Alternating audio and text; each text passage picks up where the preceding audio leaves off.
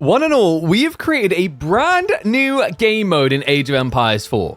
And here it is. Are you ready on that minimap? Watch it. Look at it. It's spawning in the walls. This is so cool. So, a big shout out to Hussein, one of the modders in the community, for creating this. It's Arena in Age of Empires 4. And what a way to show it off as well, to feature it. We've got B up against Kiliadi, two top-level players in a best-of-9 here, opening up on Carmel. And Carmel's, man, it's kind of funky to look at, isn't it? Yeah, like, the more I look at this, like, the design of this map is going to be very intriguing. Just because Carmel, usually you feel quite exposed, you don't have much safe wood, but there's some interesting things going on here. And 1 second, what is going on? Okay, we're going to just have to deal with the BO9 being scuffed at the moment. I'm going to message Cal and see if he can fix that. Because I will have to try and fix that in between games. But the way this works is there's a bunch of settings you can set. You can set how far away the walls start. You can also choose to have additional villages. So we've decided to accelerate the game for good reason. You get a wall in. But if anyone here has watched Arena in other Age of Empires games, you understand the other catch. There's got to be a king. There's a king inside of these TCs. Regicide mode is activated, as is an accelerated start. You start with 12 villages at the beginning of the game here. Very different style of Age of Empires 4. I'm quite intrigued to see how these two do. B did go for a more typical pick on Carmel, a map with so much deer. He went for the Shushi. But Kiliadi with the English is a bit different, man. And he is going straight for the aggro. Counter hall coming in. Yeah, you even notice that the gates get placed. Now, something that is kind of funky here is you might be noticing trees on the corners. That's intentional due to some like modding limitations. For the time being, at least, what Hussein done as a creative solution to make sure you didn't have gaps in your walls is he basically, after the walls spawn, places a bunch of cherry blossom trees to block the corner, so it's safe. It's pretty cool. It's a crafty little stopgap solution. This is a brand new, actually adapted mod. This was basically like concocted and built in the last week or so was when it was released. So big shout out to him for grinding away on that. Meditation Garden coming in nice and safe.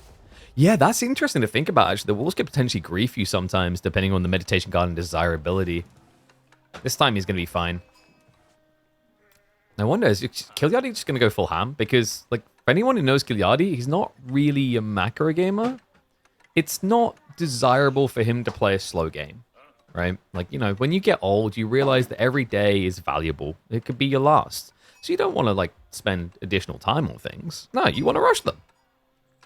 Half-ass the effort. Just zoom on through to the other side, if you will. Tech up, of course, complete first of B. Looking at the gold, we're definitely getting pro scouts here. Now, I wonder, you know, is there any world in which Kiliadi would do anything but full aggro? It doesn't feel like it, right? Longbows plus Spearman, like, he's committing. It's an intriguing idea, by the way, because you start with a lot more villages, you know. Technically, you're able to surge army a lot faster, whereas, you know, things like pro scouts, although they can be accelerated, the timing for Shushi is still a locked timing to a certain degree, right? You can only get it down to 30 seconds. You can't, you know, double that.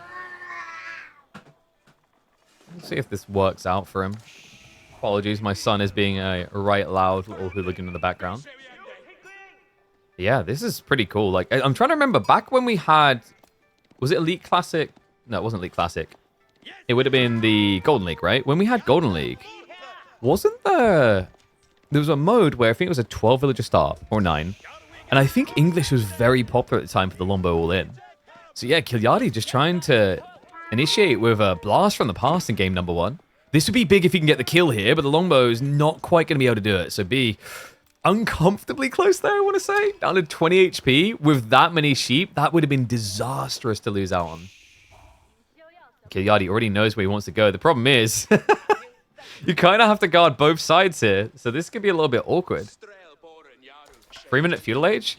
Do people prefer that or not? So here's the thing. I would say this type of accelerated start is a good thing when you look at old Age of Empires 4. Now that we've got points of interest, maybe it's not as quintessential, though? It's a weird one, because like where point of interest should have saved us from a lot of the boredom of Dark Age and making it interesting again, it does have its weak points, right? Where like you, in some maps, have to play it. Lombos. Already trying to be a nuisance. Great read by Kiliadi on this. Like, the distance makes sense. It's a tough map as well. Like, starting Carmel, making English work is tricky because of the way that the walls spawn. If you're on a standard map, the gold would be out here. So like normal archers would be able to block it. But specifically on Carmel, because the gold vein is really close to the town center, you need something like Longbows to actually reach. Could be. Like, guys, like, wait. Did he just fast castle? 5 minutes fast castle? Alright. And straight into Shallow Monks. That's kind of bonkers. I mean, you give them 6 extra villagers, right? I wouldn't have expected it to accelerate that quickly, though. Yeah, I think the convincing factor for B was the 24 sheep. Yeah, Kilyat. Oh my god. Did he lose the scouting game completely? Guys, he has no sheep. No wonder B just rushed castle. Like, if he didn't get this many sheep, sure, Pro Scouts feels quite valid. You've just been given a gift. Oh my god. What a disastrous start to the series for Kilyadi. He has at least burnt through the wall, but now you're up against Castle Age. You know, I was worried, like, is this game mode going to lead to certain snowball styles? Like, you never really know what you're going to get when you introduce a new game mode. And the hilarity is, this isn't even on the new game mode. This is just on sheep RNG. Well, Longbows are doing a decent job of sniping this down, so we'll be able to deny one of the monks, and the second one can also be taken out. Needs that final hit, though. Needs that final hit? Okay, he does get it. Spin gap close. And this is where actually the body of iron's really annoying when you're trying to mass Longbows. But that's where the spinmen are going to come in clutch here. Bogs him down, buys some time. Unfortunately, we have now got the arrival of Palace Guard. And I mean, props to Kilyadi for the commitment to this, but this just feels so hard. Yeah, this is rough, folks. I mean, you've still got to now get through a new wall. He has still got the spinman to do so. He has got the attack speed aura, but it's Palace Guard. In fairness, it's only early Palace Guard. Wait, what happened here?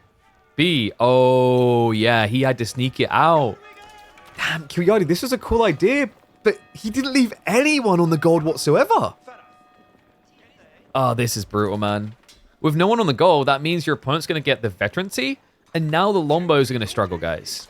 Like, he has got Steeled Arrow already, but Undermesh is already being rushed. That's going to put you down to 2 damage per shot. It won't be long before you're down to 1. Actually, in fairness, no, 7... Sorry, yeah. Remember, Longbows are higher damage, but more importantly, Palace Guard have less ranged armor, so he can do a little bit of damage here, but it's still difficult. Especially if you get grabbed, which is exactly what's going to happen. B does force Kilyadi to commit to the melee mosh pit. Longbows are working their dang hardest to try and get through this.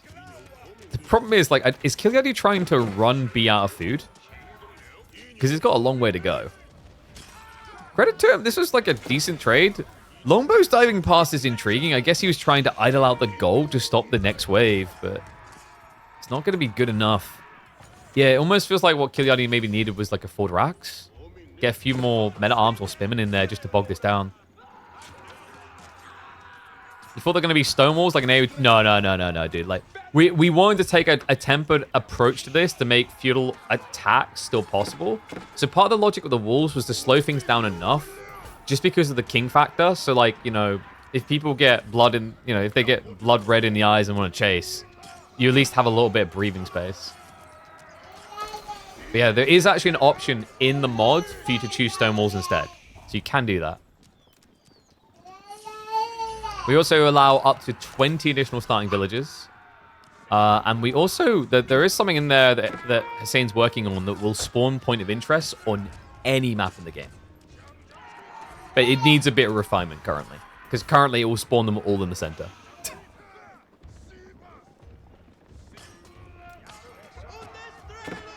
Kilyadi now having to retreat the Longbows. I mean, I know he's allergic to the idea of macro, but at some point, you have to castle here.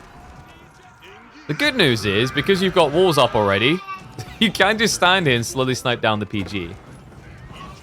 The crazy part is if B just checks the backside, he has an easy win condition, because this is the only thing really keeping Kilyadi alive. He doesn't have any farms. Oh my god, it takes so long to kill one of these. Like, please, just die. Wall's gonna break soon as well. Yep. And he's only started to get the men-at-arms out now. There's not many of them yet. This is at least going to help him with the defense because now he's got the attack speed buffer, but he needs to actually throw something in front of these guys. Oh, this is a rough one. Men-at-arms now clashing with the upgraded Palace Guard. Can he survive this? I mean, B's going to be trickling troops soon. In fairness, the TC fire would go big, but the problem is Kilyadi doesn't have anyone in the town center. So he hasn't got that rapid fire coming out. In fairness, though, it means he has no idle villagers either. He has ended up losing to amongst all this, but is good enough to push him back, and Kilyadi will hold. Not just that, where did these guys come from? Wait, what? Cheeky Git snuck 5 in. Unfortunately for him, B was quick to react, so dodged the bullet. Won't be able to find any kills. And B has found everything he needs. It's a 5 relic game.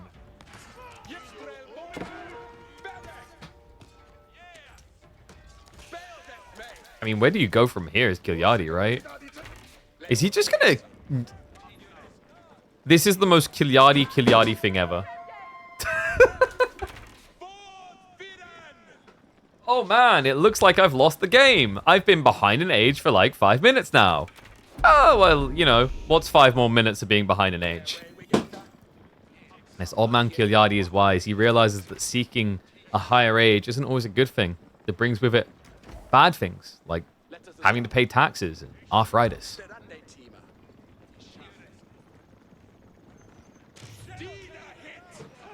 It looks like we are starting to see some worker kills now, so Kilyadi is going to need to get a lot more than that due to the fact it's 5 relics.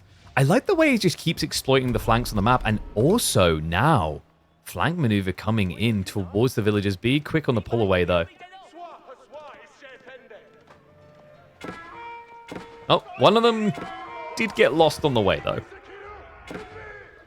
We do have him sneaking ball north side. Remember, Carmel has a lot of food on both flanks, and the problem for Kilyadi with his army is actually it's very immobile. Yeah, also, remember, when he had that defense, he had the TC fire, he had the trickle of enemy troops coming in, he had the attack speed buffer. He's missing the attack speed buffer and the TC, but B, admittedly, is trickling troops. Not a good sign. Really, for Kilyadi, he just wants to try to delay melee engagements as much as possible to maximize his range damage. And I don't know where that guy's going. Are there flank attacks coming in, though? No, B, he's switching gear. He's going after the economy. He's going to find it at multiple locations. So while he keeps the army bogged down here and trades out, he goes to dive in and he even actually... Wait, what? He goes for a forward outpost on top of the deer. Yeah, you know, because, like, I've got my own deer over here, but there's something much more tasty about yours. What is going on in this game? Oh, this is what we love about B, man. It always just feels like he's having a good time when he's playing.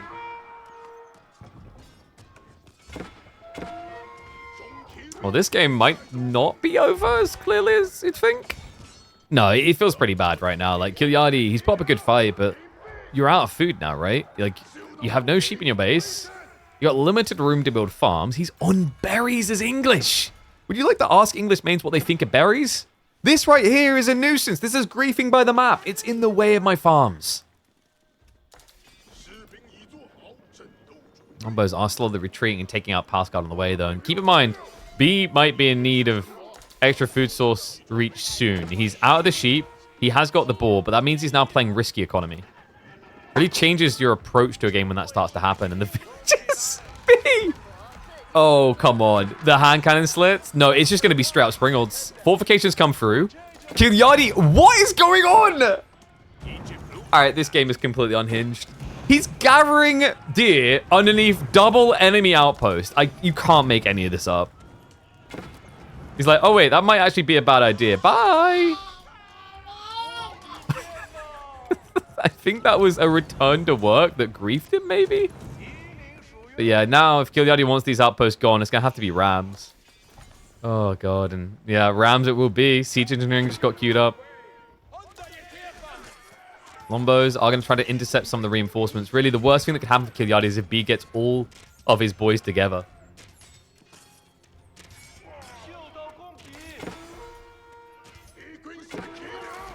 I am kind of shocked it's not over yet, but it does also just feel like B is somewhat memeing. Kilyadi, that wasn't AFK. That was just the reaction speed of a 90-year-old pensioner. He is going to turn around now for the clash. You ever wonder if they're just all chat typing? Have we played the game long enough? Question mark. Yeah, like this has been an experimentation gone wrong for Kilyadi, right? So like, admittedly, he's trying to find a recovery arc, but it's just so hard now. The sacred sites are locked in. The timer is ticking. It looks like that is at least going to be stopped, but yeah, what Kilyadi really needs is kills. His Lombo group, they could do a lot of work if they find the right angle. Yeah, they could sneak all the way around the back. Villagers from Kilyadi are also going to get stuck in the mud. House Guard taking them down. We'll get back behind the walls now. But, you know, while Kilyadi remains in feudal age, B takes a trek back to it by building the Jiangnan Tower now. This raid... Oh, this could deliver a big blow. 26 villagers, half of B's economy is up here.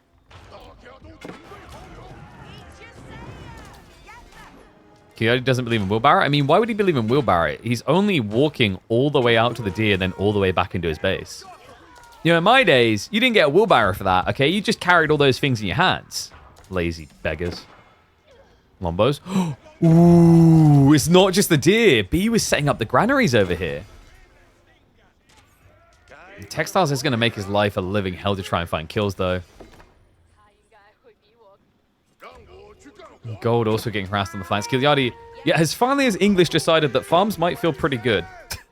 Recently buffed farms at that, remember? Unfortunately, these Lombos, just a few pass guard is really all it would take to bog them down. Kilyadi has the right idea. He is chasing after the workers, and a lot of workers could end up idle over here. Second TC, okay. So this is like turning into a macro game, and I don't really think it even needed to. This is just the English effect, them just being very hard to dive, maybe? He is going to find the TC being built, so Lombo's going to snipe down. And reminder, Kilyadi is almost ready for Castle Age. He can go for the town center landmark. Yeah, so although things look a little bit grim... Okay, let's not delude ourselves, guys. There's 20 Scarlet in the base. Oh, disastrous start to the series for Kilyadi. It feels like this one was carved out and destined the moment he failed to bar a single sheep home. Welcome to the Wall-In Championship for Age of Empires 4. We've got B and Kilyadi setting new records. No, seriously, like... Oh, this is awesome. One and all, welcome back to the channel for a very special representation of a brand new game mode, but a classic from Age of Empires. Arena mode has been added to Age of Empires 4. That's right. You don't have to worry about walling yourself in anymore, and your friend criticizing you for dying to a single knight because you didn't build walls. Now the game will do it for you. And it's even doing it for the pros. B and Kilyadi, now into game number 2, and we also have Regicide mode, and Kilyadi apparently is resonating with this king because his RL movement speed is actually the same. Yeah, so cool thing here, with the arena mode, you not only wall yourself in, we've given them an additional 6 villages to start the game with, and there's a king. Should you lose him, you lose the game. And I love this from Kilyadi. This is really smart. This is actually so cool. So what he's done is he's moving out to scout the sheep, because in game number 1 of this best of 9, Kilyadi got wrecked. He lost the sheep game entirely. Grandpa got 1 sheep, I think it was. Maybe 2. Nothing off of a map that had plenty on it. So this time around, things are going a little bit better. Interesting that... Wait, so why is he running all the way down here like this? And the scout went so deep already.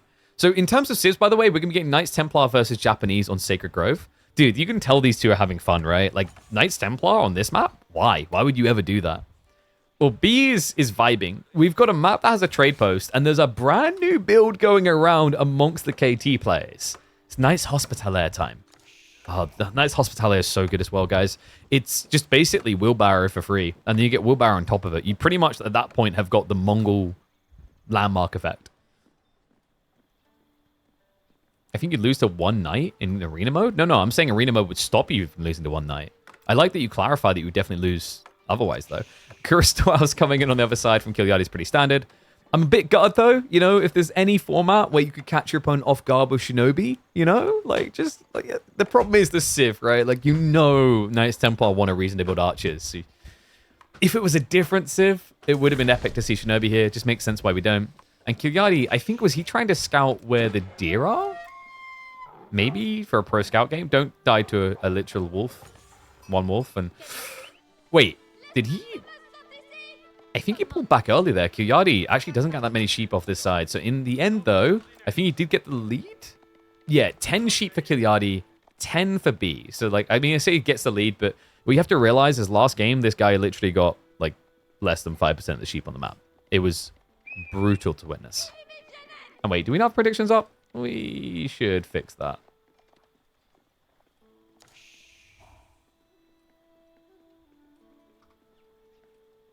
There we go. So, Predicky's online. Get your guesses in. The cool thing about this game mode, by the way, is really its ability to amplify and rush you into the mid-game with the way we set it up. Like the double villager start, but also I think the cool thing is you have this extra risk when you get into the later game, where it's not as cut and dry as it normally is with a meat grinder. Now there's a strategic element of trying to go for those king snipes that I, for one, I'm quite excited to see. Oh, and big shout out to Cow. I think he has just updated our overlay. Like a legend.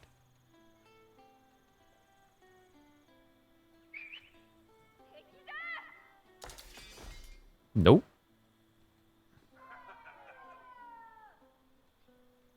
What's that? Let me refresh cache twice. All right, it's not working. Yeah, apologies. We've got a slight whoops in the placement.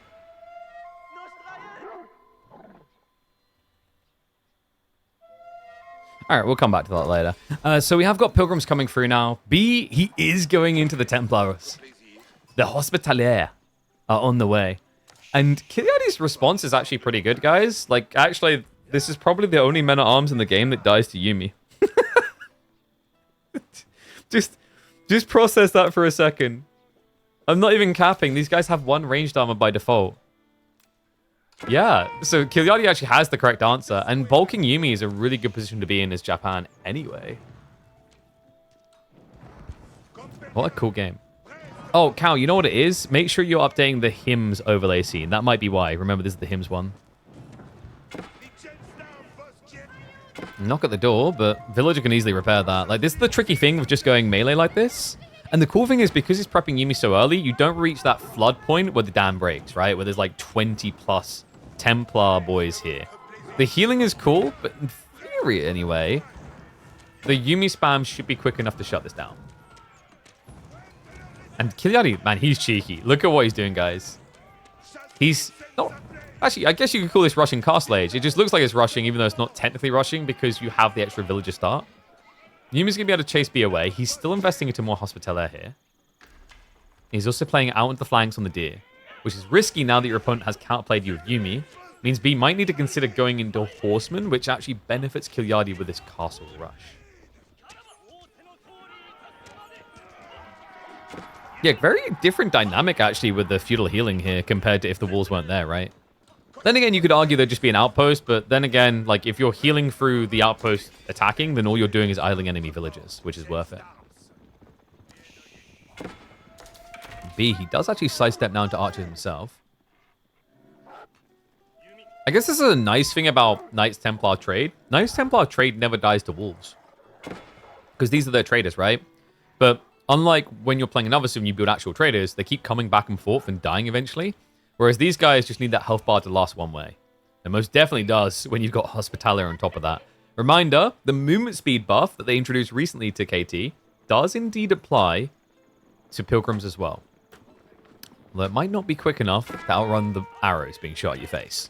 No, the panic run is not going to work out here. Nicely read by Kiliadi. Perfect time to intercept the double Pilgrim.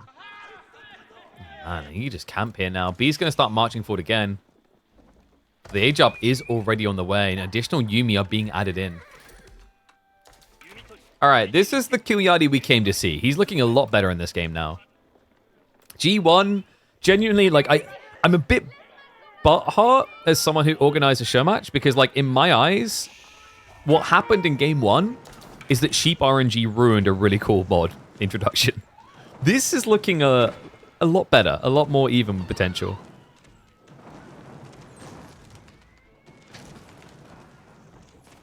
Buffer on the walls is coming in. But the Yuumi are now buffed further. The healing's going to be good enough, and that's mainly because Kilyadi chose to intercept the Pilgrims. But he can just keep repairing here. Like, you shouldn't really be able to break in. It is costing him more eco to do so, but it's worth the wait. And now Floating Gate drop is going to be stranded stables. I imagine we're just going to be looking at straight up Mount Samurai. I mean, why not? You could technically a horseman, but why would you ever do that? It's like saying, I've rushed castle. I can build scouts. Yes, but why would we? Archers was a cool idea to start intercepting the villages. So, other cool thing in this mode, by the way, you guys should check it out yourself. It's called Arena. You can set the distance from the TC at which palisade will spawn. I went in and specifically chose 10 for this reason to have the gold at a harassable point for outpost rushes or archers. So yeah, that was a conscious thought here. And apparently one that B's trying to take advantage of. And what the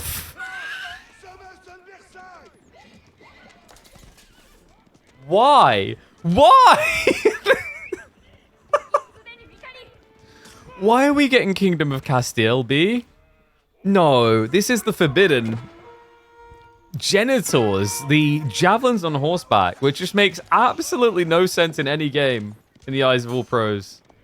Oh my god. What on earth?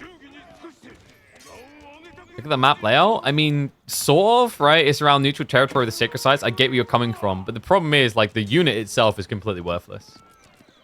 I guess he could just try and lean into, like, Templar Brother himself. Like, Templar Brothers aren't terrible into the Mount Samurai. But no, he's legitimately building them. And you know what the best part is? The chat's like, you just ignore the unit. Really? Because I'm seeing him actively build them right now. And I'm getting concerned. Oh my god, what is B up to? Well, this is looking perfect for Kilyadi. I mean, sure, the Yuumi will get countered by Genitors, but who cares? They're a low value investment anyway. Templar Brothers have at least been upgraded now, so they're fairly tanky themselves, 170 HP. Remember, these guys have less armor than a normal men-at-arms, but more health. So it balances out quite nicely, especially with the slightly quicker movement speed. Yeah, they have kind of like a unique quirk about them comparative to like Palace Guard's specific role. Not as quick at raiding, but obviously more health, and then they do have the added benefit of healing each other, which he's trying to use right now, but I don't know if this is going to work, man. He already went for arrow slits. There's no spring placement coming. You will also be able to get the fortification in. That will protect the villagers, but Kilyadi is just skinning him alive. The Pilgrim denials as well as worker kills are starting to stack up. He has, by some miracle, snuck the Pilgrims in here. Now, something to keep in mind, the reason why I chose Sacred Grove here, I thought would be really cool for this detail here of where the wolves spawn. You can very easily cut off rotations if you feel threatened. B never chose to. No, instead, we've just got massing of Genitors underway. And this is the underwhelming part. Like, they just sniped Yuumi like there's no tomorrow, right? Fantastic for that. 16 damage there. However, attacking him out at Samurai, you now do 1 damage per shot. Because your base damage is that low. It's 5. Yeah, I think this is like the big conundrum with the Genitor, is like it being a Castle Age unit makes no sense with how low its base damage is. You get where I'm coming from? Like, in Castle Age, you get access to usually across-the-board units that have 4 armor. Men-at-arms, knights, etc. So, you can't really have Genitors in Feudal Age. Like, the idea of a ranged cav unit that is easily spammable, that counts ranged in Feudal, is kind of silly. But in Castle, it feels very out of place. At this point, heavy spears are way better. You make it sound like there's a point where heavy spears wouldn't be better. In fairness, though, like, he does have this buff now when he fights near the sacred sites, remember? He gets the bonus damage as well as healing. It's basically Kurotai static in 3 locations. And we have got the crossbows plus the Hospitalier starting to stack up further. Yeah, honestly, like the Mountain Samurai is a bit weird in Arena. It's not that they're bad, it's just some of the punch gets taken away because you very much struggle to get in and attack, right, with this type of format. Like, how are you meant to actually break into this base? It takes effort, it takes a lot of time, and that means crossbow defenses, in theory, should be a lot more effective here.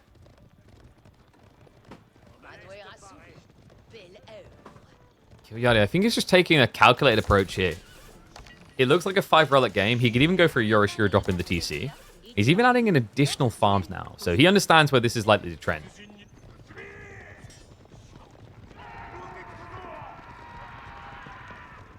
Now, in fairness to B, these Genitors do have 6.5 tower range. They can actually snipe over the walls quite easily. In fairness to B, you get 10 of these, they can actually guarantee a working kill, Kappa.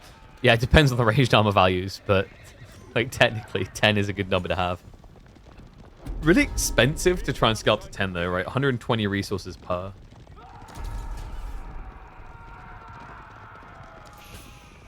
Jean Dark minus tier for this? Wait, what? No, D minus? No way. Why would you say that? Just get a ram, break some walls, kill them. I think often people forget that rams destroy wooden walls. Remember, rams specifically have double damage against walls. It's a weird bonus tag, but it works.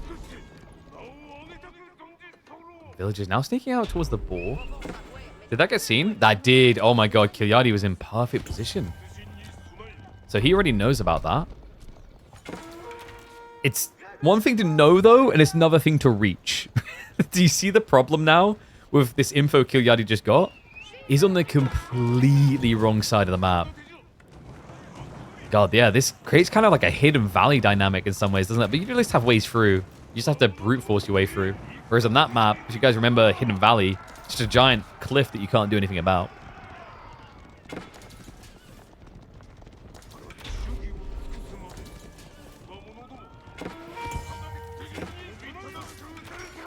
Spearman crossbows are showing up to a very unfair fight here. Even with the buff, that's not going to be good enough. Kilyadi's doing a good job of actually just scaling to the point he has 2 threatening attack points at once. But hold on a second. Wait, no, is that... Are you kidding me? Are you... And I don't think he saw... Oh my god. I don't think he had that scouted. It didn't look like it. Kilyadi, he gambled and hit the jackpot. That was ridiculous. I am outraged 4B on that one. I cannot believe Kilyadi just got away with that. Ridiculous. 10 Mount Samurai. He would have lost at least half of them. It's not a fight that he would have felt good about winning either, right? The Spearman plus the tanky Hospitaller and a core comp of Crossbowmen. Now we've got a raid in towards where he was trying to activate the Gravity on the front side. Sacred Site is starting to get blocked out. Kilyadi's just starving away the trade options, right? He can't Pilgrim if the Sacred Sites are captured. And Kilyadi apparently wants to show off his better horse archer. Like, wait, what? Why? Good guy Kilyadi is trying to give B a reason to build Genitors. What a lovely guy.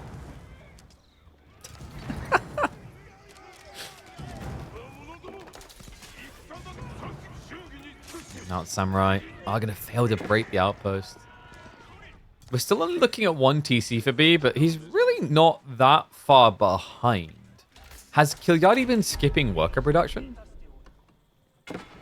Because, like, the math doesn't align here, folks. Remember, B should be down without any worker kills. He should have been down by 5 workers due to tech ups. But, like, so he should be down 5 workers and then an extra 10. So he should be down 15. He's only down 6. All right, Kilyadi trying to keep the game interesting. What you have to realize about Kilyadi, guys, is most people think, oh yeah, more villagers means like I'm investing in my future. You know, like I put it all in a savings account now. I pull it out in 20 years because those villagers, they're going to produce, they're going to give me resources. Kilyadi's mindset is different, all right? He just wants to go down to the local gambler scene. You know, he wants to hit up the casino, put it all in black. The thing about this concept of like, you invest, you get it later, it's great. But like, if I invest in villagers now, that's less military units I have to kill your villagers, right? It's a mental perspective. If I build more knights and that kills more of your workers, did I really need more workers? Kilyadi's a genius. He's going to need to be. Because it would almost be embarrassing to lose to Genitors, I feel like. Have we ever watched someone lose to Genitors? I don't think so. This would actually be a first if it happens. And in tournament play, especially, it never happens. Yeah, so hate to light the pressure on it. But he should maybe be a teensy bit concerned.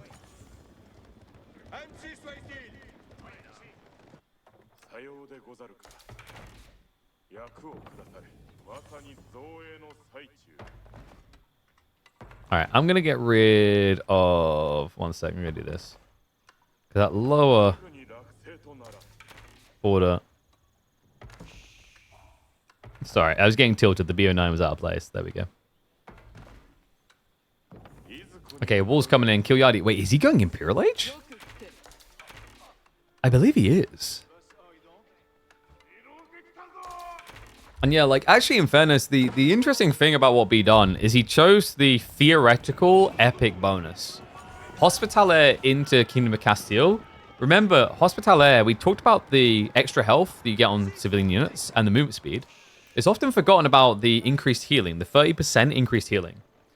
Well, that affects any healing source, which includes sacred sites. So you actually get additional healing off of the sacred site healing. So there is this compounded effect between the two.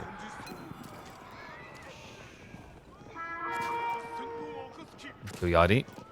He's being forced to retreat. He tried to get a bit too cheeky with the walls. Is discovering that B's been walling him behind, but did catch it before it completed, so nicely done there. One thing that's interesting, actually, about Knights Templar in this game mode is because the corners spawn a bunch of trees, technically Knights Templar handles this very well compared to most other civs, I'd say. Just because of how good they are at just moving out to new tree lines, munching through them, etc. Oh, I don't think I ever checked the predictions either. 60% for B. Okay, so a lot of people actually believing in Kilyadi. I mean, in fairness, the point in the game where people probably started to gamble on him, it was looking pretty solid for the Finn.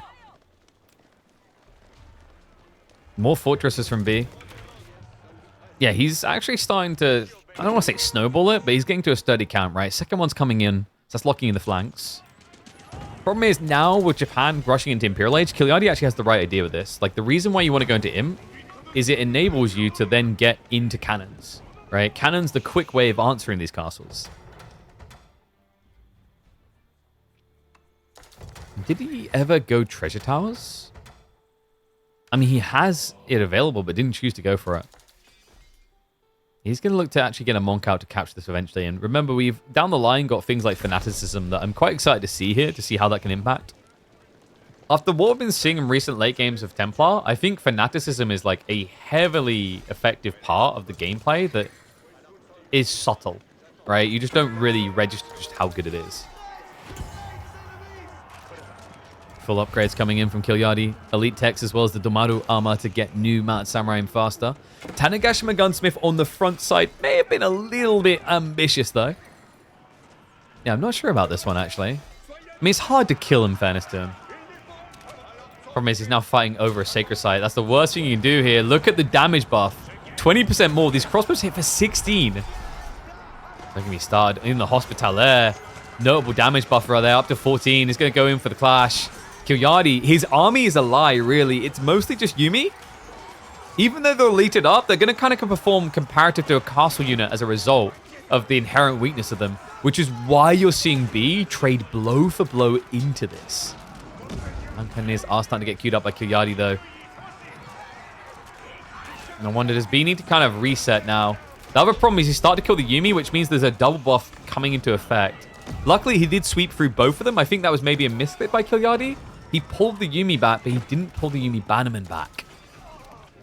Now he's kind of left to deal with Genitors, which this is sucky, right? They have 6 ranged armor. It's not the thing you want to be targeting into. Hospitalaire are going to go for the dive, but might be more effective to go for the worker kills? No, he doesn't have time, so has to back away. Behind this, we have had pilgrims continuing to come through, so gold is inflating nicely for B. And he's scaling more into genitals. What is going on in this game?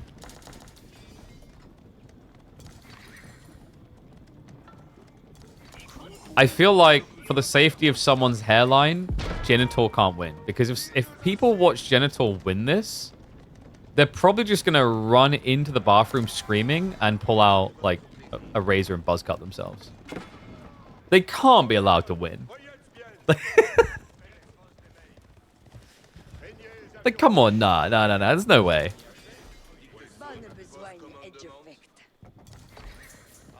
He's starting to make a farm transition, but the problem is, you just, I don't even want to say drew the fight, you did kind of lose it. Your opponent got away with the age up, he's got all the upgrades coming through, he's got hand cannons this time. And you're choosing to tech, or sidestep rather, into farms now. This is dangerous. And Kilyadi, you know, if there's anything we can say about this man, it's that he has no chill. He will not sit back when he sees an opportunity. Castle drops coming in. He could even just simply raid into the pilgrimage.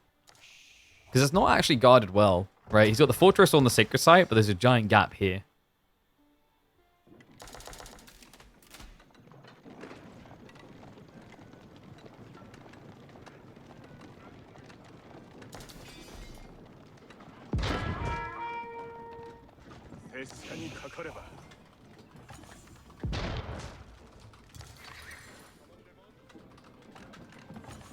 Push coming in, this time now with the bombards.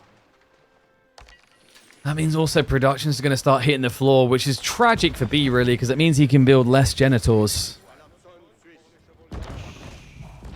Wait a second, that might be a good thing. I mean, technically, genitals are decent against hand cannoneers. You can keep the distance. But I use the word technically, and as you guys know, whenever you have to use the word technically, it means it's full of crap. Like, you just got off on a technicality. Oh no, not the scary genitals. What will we do? What if we just walked away and then turned around with guns and samurai? And rocket launchers. Rocket launchers beat javelins, yeah. Oh, that's brutal. Because his castle locked, basically this castle will kill any of his units that come in range. Like, nothing that B's producing right now has more HP to take a second shot. I feel like the only way B wins this is if Kilyadi slow rolls it. And guys, he's not slow rolling it, really. He's prepping hand cannoneers, so he's getting ready for the full attack. It's just he's being smart about it. Like, why would you rush into this base and give your opponent a decent trade when you can just, like, slowly burn him down? Like, it's almost as if he's trying to bait B to go for something greedy. Japan castles are a big bait in late game? Well, I can see where you're coming from when both players are Imperial Age, but when one player's locked Castle Age, Japanese castles are insanely good.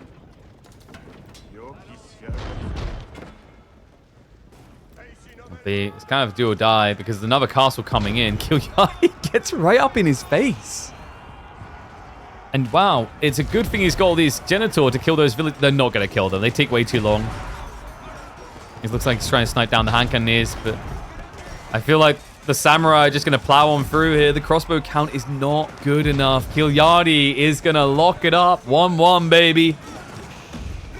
And all it took was his opponent going Genitor. No, in fairness to Kilyadi, he got this locked in much earlier than that. Big GG's coming out. The Finn stands firm and lets us know he is not going to be bullied around in this show match. Walling is hard, and quite frankly, I feel for you all. It's difficult to do, it's a waste of your APM, your valuable APM that could be used sending Discord messages to your friends. So instead, we've solved it for you. Welcome in Arena to Age of Empires 4. It builds the walls so you don't have to. That's right. We are here in the middle of our show match between Kilyadi and B. And let me flip that around because it is actually going to be a lead for Kilyadi. That's right, leading 2-1 in our very special edition of the Hymns Cup here. Not only do we have Arena mod added to Age of Empires 4, but we're playing Regicide. Yes, and this is the type of map I've been looking forward to seeing Regicide on because Usually the way King of the Hill plays is you play for the hill. That's in the name. But what's a hill without a king to thrust upon it? And the king's going to be at home. So like my thought here is, normally the way this map plays out is there's a rush for the sacred site, build castles, tick down the timer, you get the GG. What if instead of headbutting that very, very well insulated and defended location, there's an all-in strategy to go into the main base and snipe the king? That's the cool thought I'm having here. So we'll see if either player is able to get that stage. Reminder, we also in this mode have done an accelerated start. So instead of starting with 6 villagers at minute 0, players start with 12. Before anyone's like, why have they got such insanely good castle timings? I'll never be as good as pros. Calm down. They technically have got an advantage in work account here. B definitely has the advantage in Civ for the map, though. Roos is really, really good on this map. Like, I want to just say the uncontested king. Maybe China's the other one that comes close. But, like, realistically, most people, if they had to choose one Civ and one Civ only to dominate this map, it will be Roos. Byzantines is a decent counter Civ. And, oh, did he get an unlucky spawn? No, he's got the gate. Yeah, so we have this interesting solution to make sure walls spawn correctly. But it doesn't... It's like 98% reliable. Every once in a while, the corner won't spawn the tree line to block the walls, because walls don't automatically connect when you generate them with the game currently. But shout out to Hussein, he's already said he's working on that to solve for it. And wait, what? Yo, Kill Yachty. You greedy son of a gun. I love this. I mean, it's a fairly wallable area as well. Just slap a wall here, slap a wall here. And you've got double berry batch Grand Winery? Yeah, tell me about how Hippodrome go and get them mercs quicker. This is crazy. That's so cool. Okay, I'm excited to see how B reacts to this, because normally you'd just be thinking Pro Scouts. You're against to see if he doesn't play Pro Scouts, and all the deer have spawned outside of the arena walls. So you can grab them all. But now with Grand Winery double, there's a timing here for Kill Yachty, where he can just scale into javelins and all in you. What a cool idea. And the other cool thing is, like, at an early point in the game, it's much harder to stop this. It's much easier to stop this when you've got a bigger army. So, like, inherently, we've talked a lot about this on the channel before, is like, when you're against a Civ that is complacent or idle, it's better to take risky resources first, and then take safe resources later. Because if you do it the other way around, you're now putting yourself at risk at a point in the game where your opponent can do something about it. Roos are expected to Pro Scouts.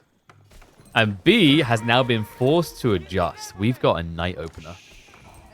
Okay. We are definitely cooking. And Kill Yachty, he's showing the respect. He's getting the wall up. Well, that's interesting, actually. If he walks a bit further in, he'd actually see the stables.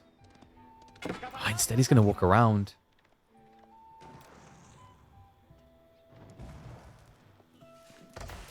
Kill Yachty. He hasn't set up an outpost or anything. This is pretty worrisome. I'm hoping he's got Limitane coming. No, it's just a Merc House rush. So at this point, I think Kill Yachty's quite convinced this is just a straight up Pro Scouts fast castle build. He hasn't confirmed otherwise so far. And it's so tricky to do so. Like, technically, if you hug closer to the wall, you can see things being built around the TC. The only exception is on this far backside. And I love Kill Yachty's methodical nature. These foreigners, he's just checking to see if there's actually a small gap in the backside where the wall spawned. Night now coming. Kill Yachty. Wakey, wakey. Yep, he'll pull away.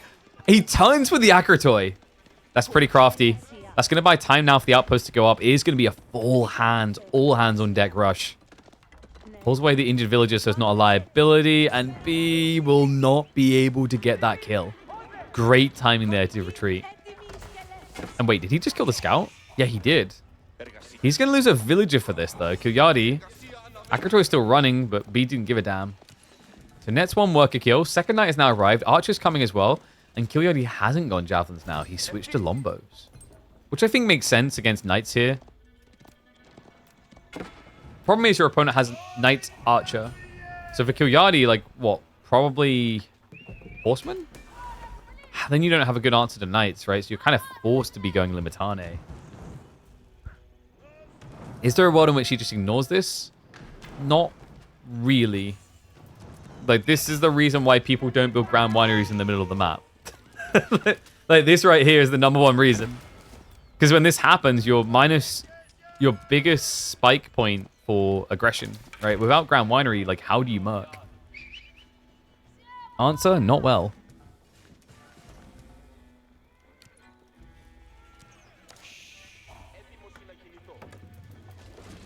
I kind of like the cherry blossom tree specifically, by the way. It adds some cool character to the terrain of the map. So first group of Lombos are in. Kilyadi is gathering the safe berries now. Why they wall like this? Because they're madmen! It's almost like they're a robot, actually, the way they're walling. It's almost like a robot walled for them. B has had enough of these walls. Wait, what? Already that low? Oh no, Kilyadi. Say it is not so. He's got nothing. This is pretty disastrous right now. Like, think about it. What does he actually have to defend with? He's got no Limitane. He's got 5 longbows. And his enemy has 5 knights. B now with the dive in. Workers will find their way towards the TC, but there's 32 workers and there's enough garrison slots for 20. Man, sick read by B. I love this adjustment as well to just not pro scouts. It was so important. If he pro scouted, I think you were looking at a very different outcome to the game. Kilyadi would have just got the Lombo mass together. He would have been in control. Instead, now B is the one with the vice grip, the iron grip around Kilyadi's throat. The only thing he's really missing is like maybe siege engineering here would be good. Yeah, and he's going for blacksmith now. Probably undermesh first, just so you can dive with knights, and then like a ram follow-up isn't a bad idea. Wolves were snuck by Kilyadi, the crafty demon. And he has got horseman spam now coming. I wonder, is the idea eventual 1-1-1, so you go back for the spears? Because like horsemen are not going to be a golden solution to mass knights, right? Like they aren't going to be able to deliver the win on their own. What outpost now? Kilyadi. I guess this is the upside of finding double berry like this, right? It encourages you to actually invest additional defenses to protect it. And also, like, this is the cool thing. If he built a mill hour here, he'd go back home afterwards and build the groves around the ground winery. So if you built all these outposts out here, it's kind of worthless. But because this is where he'd eventually set up his full farms, it's actually pretty cool to just keep investing outposts here. What a sick read.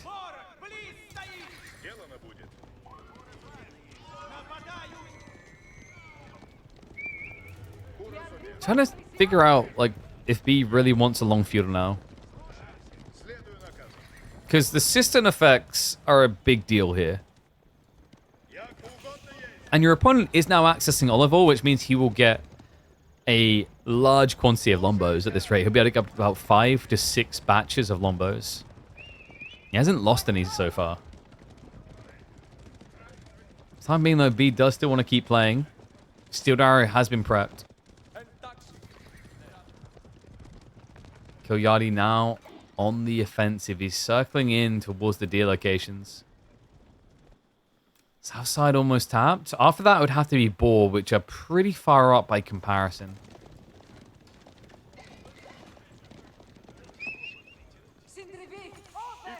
I'm still trying to figure out like whether I like the walls on this type of map or not. I think it's actually okay on this type of map. It almost just adds a bit of character to the start, you know? Without compromising too much. I feel like the maps where I'm most interested, we've got Prairie in rotation for this show match. That map is probably the one I'm most excited for, just because of how exposed you usually feel and how the arena mod changes that.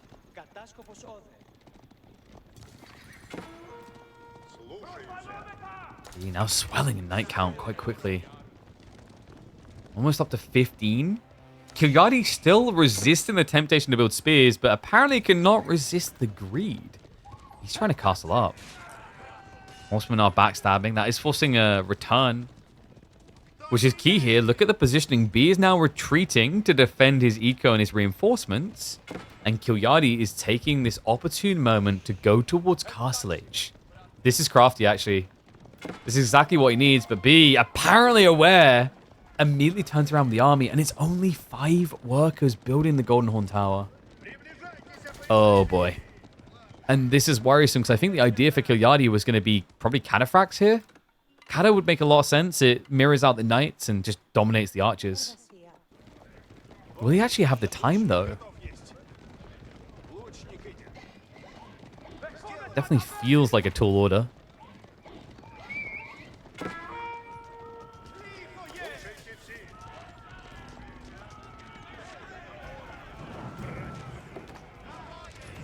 Maybe too much of an order altogether.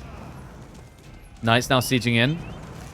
Kilyadi has got 20 Lombos. Level 4 System. If he rushes Veterancy, maybe. But this is only wave number 1. And it's most of B's army. He's really holding nothing back here. He's even going for the melee techs, both damage and defense. Pretty good as well, considering that Kilyadi went Horseman. Tech up completes, and please tell me he... Okay, he does. He has what he needs for Veterancy. But he... Wait, what? I can't believe that. He ignores Veterancy. He prioritizes the Horseman and the range damage increase. And B, he actually just mirrored it. High Trade House coming in. Didn't want the corner, apparently. I can't believe he just mirrored the tech like that. He's backing up. The reason why B's backing up is because Byzantines get their unlocks really fast. We can see that Kilyadi was kind of lacking on the gold to get that final upgrade. But B doesn't know that. So he has to act as if there's full upgrades coming.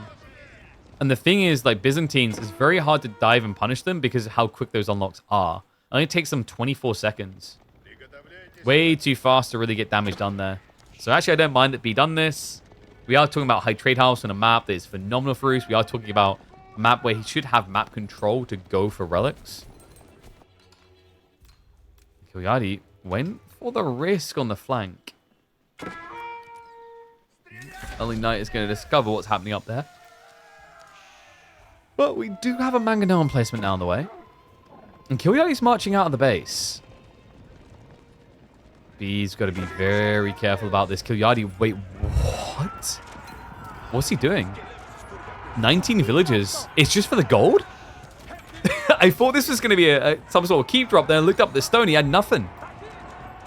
B, it looked like he was pinned for a moment there. That is a miracle gap. I cannot believe that. That miracle gap, if that wasn't there, B would have been forced to fight. And he wasn't ready yet. He doesn't have veterancy. That detail could have killed him. Oh my god, Kilyadi, I'd be a bit frustrated by that. I'd feel robbed. Dive now comes in towards the food gathering. Lombos will need protection. The horsemen are going to mirror the charge of the knights. And line's going to spread out here. Kilyadi just leaning on the idea the Lombos are going to be good enough, quick enough, swift enough at getting the kills. He trades out against the backline archers. Cataphracts just arrived. Veterancy for archers comes in, and this comp is not working. B munches him up for dinner.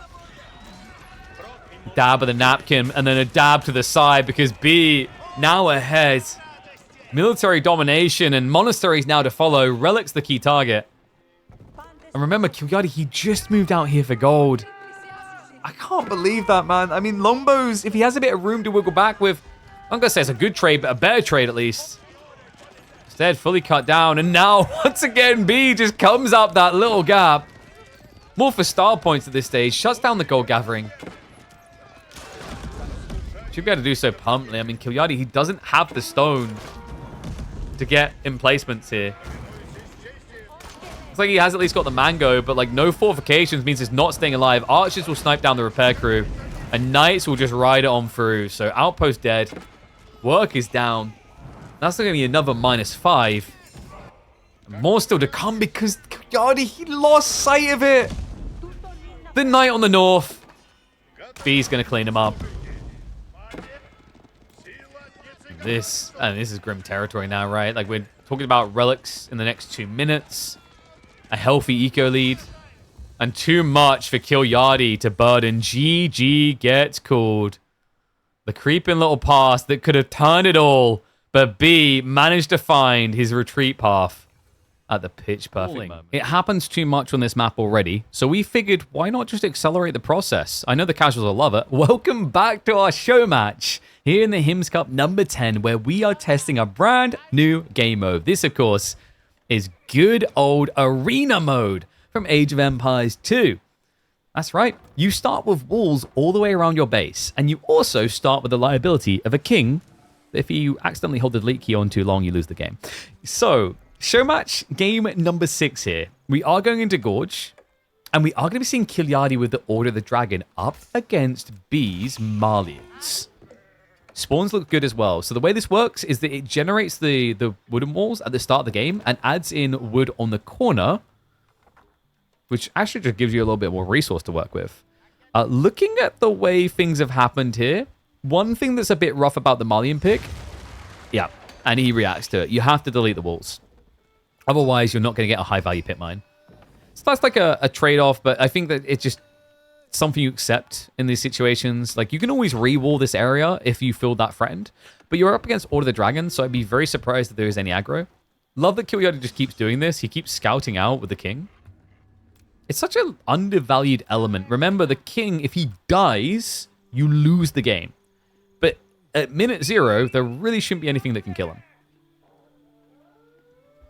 Why is the king in this mode? Snipe feels really unlikely. The reason why it feels unlikely is you have to keep in mind we've given players a very different format, and they need to adjust to it.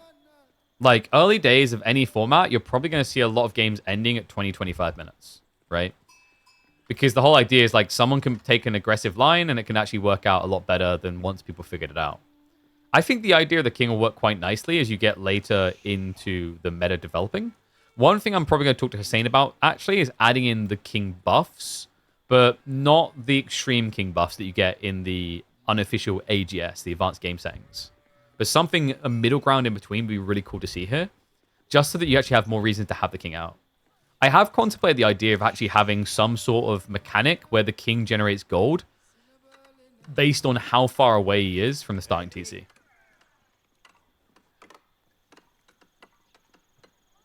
Yeah, there's loads of cool ideas I'm in concocting. And by the way, Hussein has been a lifesaver on bringing a lot of these to life. Like, I contemplated how cool it would be if the town center had a different defensive mechanic where instead of it just shooting arrows forever, it had a certain number of arrows it could shoot, and then it had to recharge them. Logic being is, like, if you think about the way Age of Empires 4 plays right now, it's very hard to end a game of Feudal Age because the TC is such a good defense point. But, like, let's say you fully commit to Feudal, if the TC isn't able to fire forever, you actually have, like, a timing that makes sense. But, like, that's something for another day. There's other cool things we've got in mind. We're even looking at a very unique game mode where you build your own serve. I shouldn't have said that. That's meant to be a surprise. Anyway, mine work coming through. Mansa on the other side. Pretty much the standard. Do we get pro scouts this game? Looking at the gathering from Kilyadi, it feels like a pro scouts game. Yeah, so he's prepping the stables now.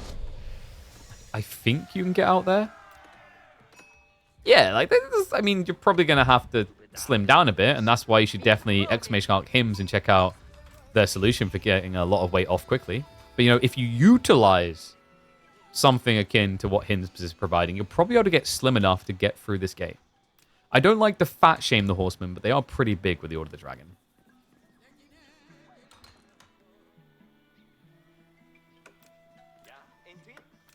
Kilyadi now making his way out of the base, so this is a ball play.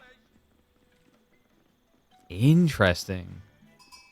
Makes sense as well. The outpost just defends... Wait, does he not know about the ball?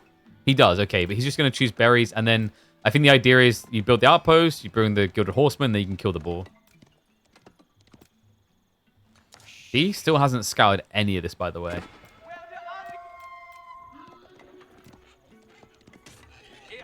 Horseman, very good at actually dealing with the ball, just very high base damage, very high health, so you don't really die. Spears are going to come out. So nice clean kill there. Look to pull away now. Doesn't take a single iota of damage on the villagers. Well played. B. Have we got a Farimba rush on our hands? reeking of Farimba Rush, which is a curious one, actually, against Order of the Dragon on this design. I mean, normally we were seeing Javelineers in the past, but keep in mind Javelineers did recently get nerfed. They move a lot slower than they used to. What could be pretty sick here is Mansa Musafadi. Mansa Musafadi is kind of a low-key smart play just because of what Order of the Dragon typically builds. Like, they're usually thinking about Men-at-Arms rushes, or they're thinking about going into Gilded Knights. The tricky thing is, like, if it's predictable and your opponent hears you tech up, he can just pivot into Gilded Archers. The perfect answer. Osman, nicely done. Does claim a kill on the flank. So, by the way, this was one of the maps that I can conceive would be kind of interesting for Arena. Just because of the fact that, like, you want to lean out into the flanks to get these big gold veins, these balls, etc. But that means you could be leaving your king unguarded in your base. You know what I'm actually wondering? What if there was a way to stop the king garrisoning in the primary TC? Would that be good or bad? Because, like, this is the thing. So, this is inspired by an Age of Empires 2 game mode. And by the way, I've never been a believer we should just snatch everything from AoE2. But I was like, let's experiment with some of these elements. And in AoE2, the town center tends to have a lot less health, if I'm not mistaken, than Age of Empires 4's. Which is why the king feels a little bit more vulnerable in that game. Yeah, we go. Farimba Garrison it is. 13 working on it right now. Kilyadi not far behind, though. Is about to trigger a tech up. Burgrave? Normally with the Order of the Dragon, it's Burgrave. But he goes Regnitz. Okay, so why Regnitz over Burgrave here? I think he knows it's a mirrored tech up, so he doesn't feel like there's enough pressure on the map to stop him greeting. Normally, the reason we see Burgrave is that this Civ, compared to its sister Civ, doesn't have an ability to get prelates out on the map before the tech up completes. Right? With HRE, you can build prelates from the Dark Age. You have to build it with TC, so it does cost you villages, but it can be worth it. For Order of the Dragon, you're a Civ that produces units very slowly, very expensively. So, rushing Castle when you have no units on the field, getting those units out now takes a long time. Like a Gilded Knight is 42 seconds. Meanwhile, you wouldn't be able to surprise your opponent by, like, you know, teching up and picking up 2 relics. It's not like Delhi or HRE or Ottomans where they can be running the relics home the moment you hear Age 3. And that, folks, is why Regnitz makes up, at this stage, I want to say like 20% of OOTD games. But, like, on top of it, Burgrave is really good. If you know that infantry play is a core part of your plan, then Burgrave has a lot of value just because of how much it saves you per minute.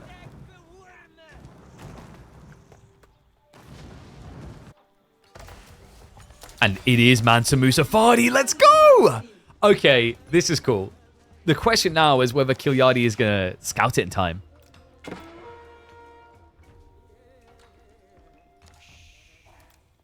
I mean, he might just have it revealed to him. Yeah, it's already been revealed. Well, he's wasted no time. Kilyadi pivots straight away into the Gilded Archers. Yeah, and this is where I was a little bit reluctant about the Mansa Musafadi idea. It's cool in theory, but Gilded Archers should be the golden solution.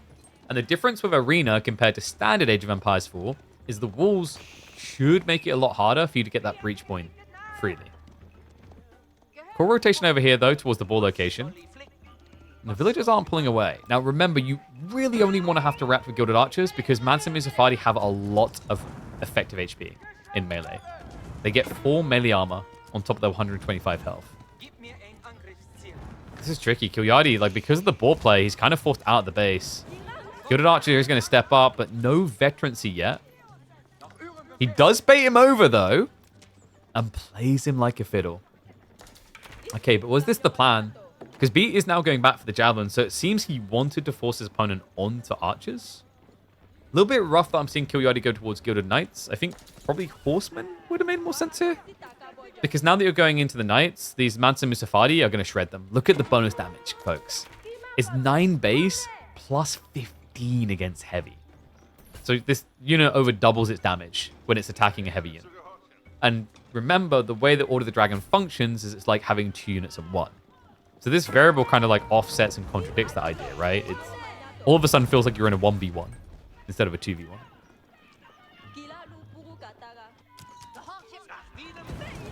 Villagers just going to keep repairing. Gilyardi, good micro. One by one, he's just stacking up the full repair. Knights are cycling around the back now, and Gilded Archers are drawing attention also. And yeah, the Horseman in here is really smart. It just bogs down fire. So Gilded Knight defense is going to be good, but second wave is now coming through, and the Gilded Archers are kind of stagnant in a weird formation. One of them goes down. He's not microing them away here. Yeah, this is the weird thing about OTD versus Malians. Like, for Order of the Dragon, the problem with your Gilded Archers is, like, you want to stand still. And this environment requires kiting. That's what's making this so awkward. The reason is you attack too fast. If you try to, like, stutter step, you're going to miss out on DPS. I do like the Gilyardi stars these horsemen. It's going to come in clutch if you can find the javelins, which just got revealed. And finally, Veterancy is on the way, but you see how painful it was to try and find his way towards this. In the meantime, Gilyardi has found good gains, though. 2 relics home. This one's going to get denied, but he's got another one being pulled back now. And because of that attack on the central relic, he now knows to play wide. Yeah, this is actually looking really good on relics. Reminder, he went Regnant, so he's getting the double gold. Double gold is not going to be very useful for the archers, but you can always just trade it away for more food, more wood. The food in particular might be a good idea, considering the boar play doesn't really feel like it can be attended anymore. Great read to go to the north, though. So Gilyardi, this is like the awkward thing, right? Like, it takes the idea of trying to rotate the other side of Gorge to the extreme, now having these wolves in the way when you have to cross-rotate. This Mr. Flood just continues. Love that Gilyardi's now trying to intercept reinforcements. Just unfortunate that he hasn't got much in the way of health on those units. The wall is about to be broken, folks. I mean, surely this is a Landsknechter situation. Has he got enough time for Land Snakes, though? He repairs, not being used. Villagers in trouble as well. Get clapped down. Veterancy is in for the archers, though. The relic's still coming home. Yeah, this one's a bit ambitious. Gilyardi not really paying attention to it. He's going to lose it again. The third is almost in, though. Wall may be broken, but Gilyardi is not. Okay, so Gilyardi, like, in an ideal world, you have enough food to go horseman. He doesn't. Gold is the thing that he has access to. Honestly, Landsnakes does pretty well here. It sucks a bit because you're up against the 4 melee armor, but you're still talking about massive cleave damage and great base damage in general. And, like, with the extra relics, you'd be able to afford it. The problem is he needs some active gold gathering on top, and the fight is intentionally over the gold vein. B, trading out now with the Javs. Gilded Archers giving their lives just trying to get rid of the Mustafadi. And Gilded Archers, like, they can actually compete a bit with Javelins, actually. Like, 1-to-1, they'll actually win that. You're talking about 145 HP versus 80. Sure, you got all that ranged armor, but, like, the difference maker is the fact that DPS is so high. So, yes, you do get bonus damage, but for a counter unit, it doesn't feel like an overwhelming win. As it shouldn't, really, when you're talking about a 2v1 population situation. Now the Gilded Knights may just be able to carry through here. I'd love to see him just heal these guys up, but I think his priority is still the relics. Yeah, this is a 5-relic game. The Finn is cooking. Man. Now, all we need is to resist the temptation to fast imp. I'm sorry, it's a low-hanging fruit, but we've been there once in this series already.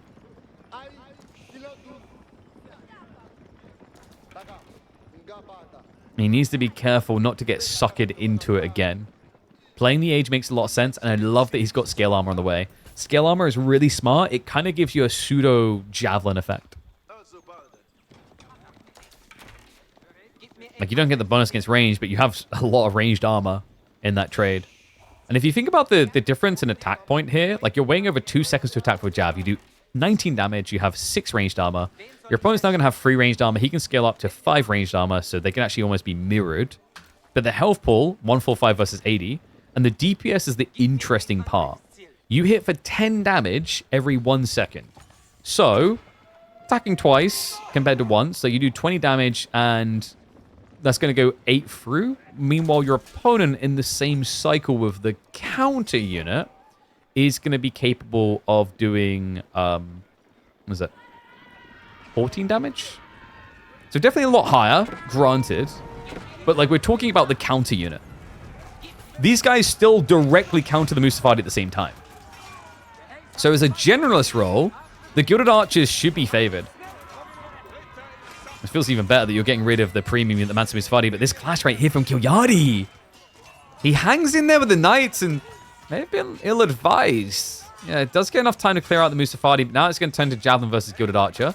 He does have healing, though. And remember, although the Javelin count is high, the amount of health on each of these bad boys means that they don't die in one hit. That's important. It means that you can actually get a chance to top them off, pull them back. Uh-oh. This is looking a bit grim. Jav count is getting low. And that's where it gets worrisome. Like, that 1 or 2 prelate healing factor becomes a huge deal when there's nothing left. Because all of a sudden, you actually do heal long enough before something dies.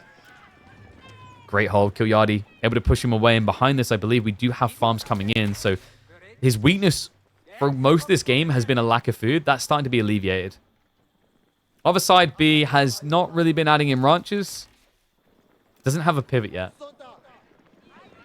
Who has more passive gold? Oh, it's definitely Order of the Dragon. So B on the Malians here is going to have about, like, what, 325 passive gold currently? He gets another one up, 425 passive gold. But Kilyadi is now going to be sitting at a pretty damn cozy 800 passive gold once that 5th relic comes in.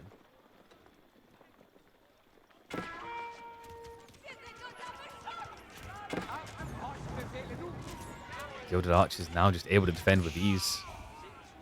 He can make this even better, by the way. You know what I said about these guys trade really well into Javelins? Truly comes alive once this is in. Inspired Warriors Tech. It's going to give him a 15% damage increase, which is 1.5 extra damage for these guys. And then on top of that, he's going to get his hands on extra armor. This is scary.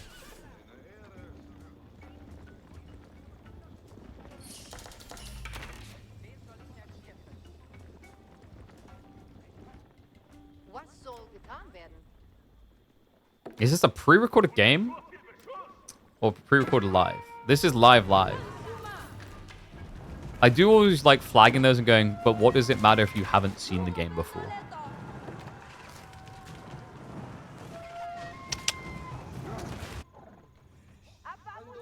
Military Academy. So B is just going to try to outmass him now. In fairness, he actually recovered the distance really fast, but that's for good reason. Look at what Kilyadi done. He snuck a second TC on the edge of the base.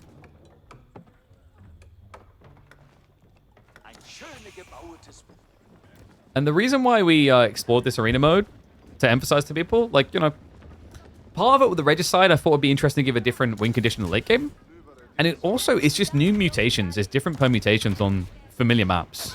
It's a different style of play, which I don't mind. Like, I was quite inspired when I saw that Age of Empires 2 had this in Garrison.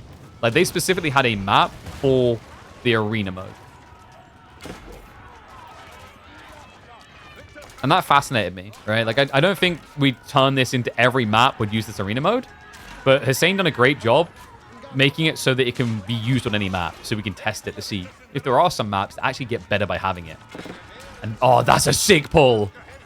Are you kidding? The Gilded Knight, he gets 11 in the Mustafadi chasing him. And look at what the other two Gilded Knights are doing. They dive in onto Javelins. B gets completely outplayed. I mean, this is a big difference. Last time when this fight occurred, Kilyadi threw away the Knights very pointlessly. That was 1,000 resources per Knight just going down. This time he keeps them alive and leverages a huge edge now.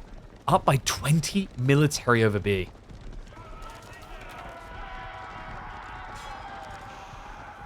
That was sick, man. And, you know, the thing is, B at that stage with Javelins is so focused on the main engagement, he didn't even notice. Gilded Knights are a bit ambitious in their commitment now, but they'll be able to back away. And remember, Kilyadi doesn't need to really end the game right now. Sometimes Kilyadi actually does himself a disservice in these type of positions. Like, he's a very aggressive player, and he tried to stick to his opponent. But great read. He understands, I've got 5 relics soon. You know, I've got 2 TC. I'm winning the fights. The only way I can really lose this game very clearly right now is if I overextend. And where the hell is that 5th relic, by the way? Okay, finally it got built. We've got 5 relics garrisoned.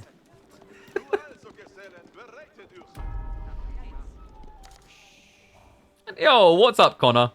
Appreciate the super chat, mate. We are indeed sponsored by Hims. This is the last show match we've got scheduled with them. So make sure you click the links when you see them to support their efforts in the community. And we'll see if we can get them to come back and sponsor more events. You know what the roughest part is for B? I don't think he knows it's 2TC. How would you? Like, this is so subtle in the positioning on it. It feels like such a low value TC, but the value is in the fact that your opponent shouldn't really know it's there.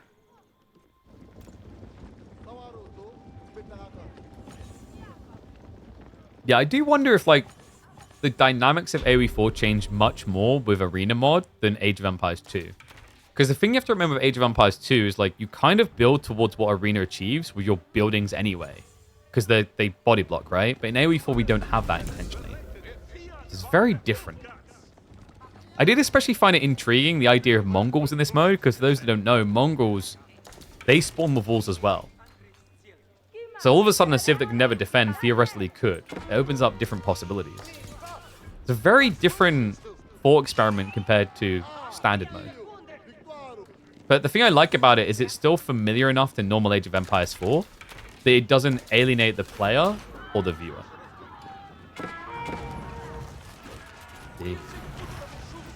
This is a lot of Musafadi. But the Gilded Archer count is ridiculous. And this is so hard for B to micro. He has to be on point with his javelins. Meanwhile, for Kilyadi, all he needs to do is have the Gilded Knights slightly forward of the archers, and he can win trades quite simply, right? You just keep drawing attacks onto these guys that have got a ridiculous 7 ranged armor and 8 melee armor. Not to mention the 400 HP. It's so hard to actually kill these. I just remembered, by the way, didn't we have a game the other week between, was it Dumu and Kilyadi, where Kilyadi just played full feudal OOTD archers in such a weird way, and it worked. So this isn't like him doing something he hasn't experimented with, right? This isn't him going a bit crazy and off script necessarily. He trusts in the Gilded Archers and has made them work plenty of times in the past. Light B's reaction, finally. Imported armors. It's tough because, like, you invested in this Mansa Musafadi point. So you want to use Musafadi, but they're hard counted. Sofa is your golden solution. Sofas that are very hard to kill and get bonus against the Gilded Archers. And with the way Kilyadi's played this, he should have enough time to scale it up.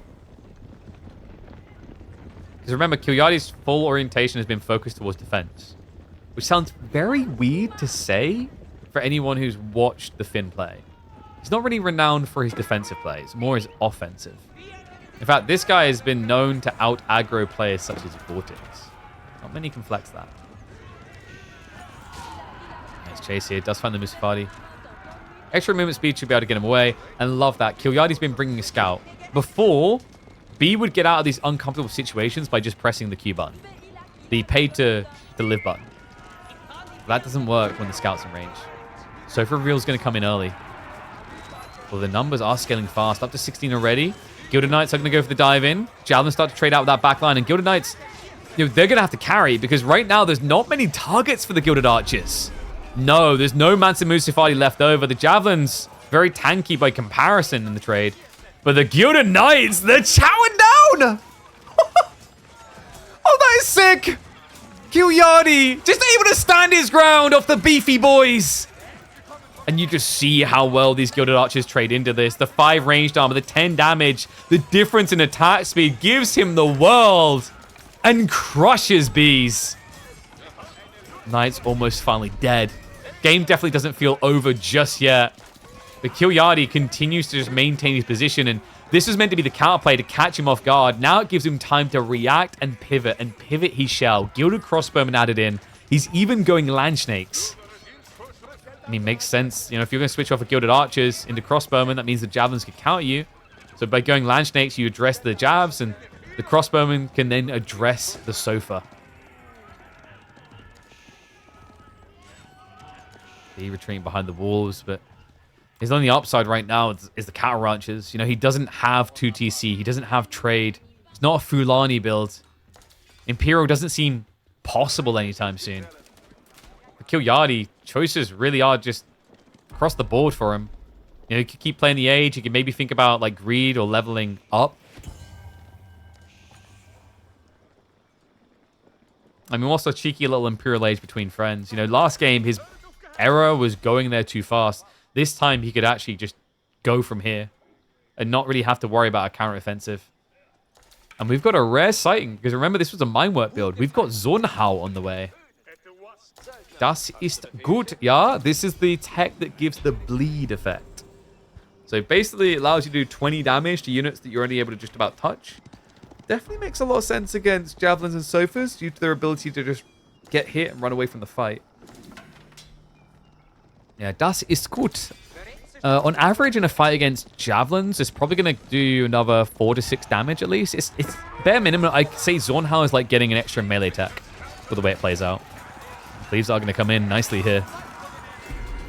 That trickle of damage, especially good against the Sofa, and he is just melting him. B! There's nothing left of him. The last fight was somewhat close. Well, not close, but you felt like you traded. I wouldn't call that a trade, man. That's a scam. Oh my god, the amount of green bodies. And Kilyadi, it's full schnell mode as he keeps on chasing. A Men-at-Arms switch also coming in, which Mansa Musafadi would be great against, but there's no realm of existence in which you're going to build Mansa Musafadi against 30 Gilded Archers.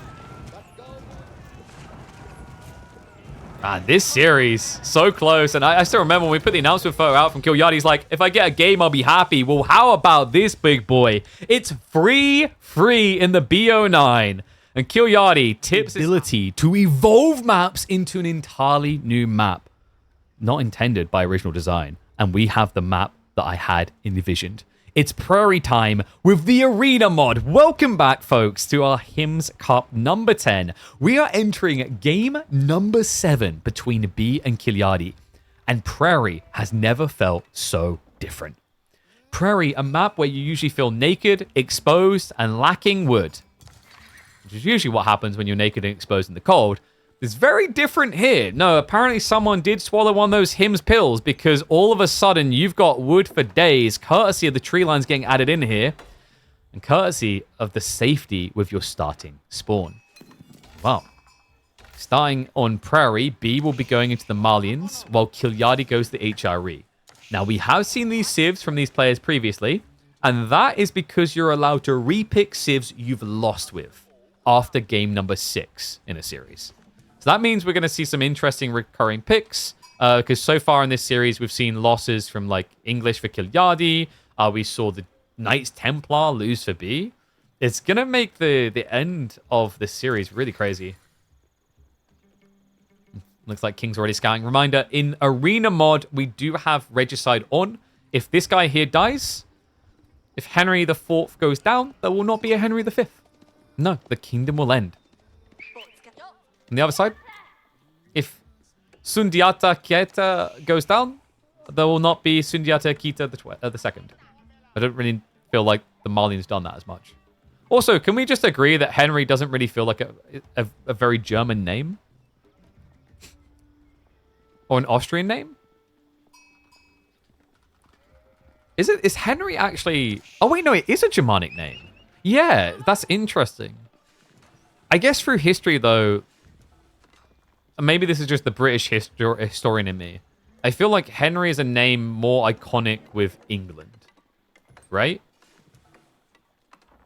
Even though it's German origins, I mean, that's very hilariously, like, on brand for England with their royalty.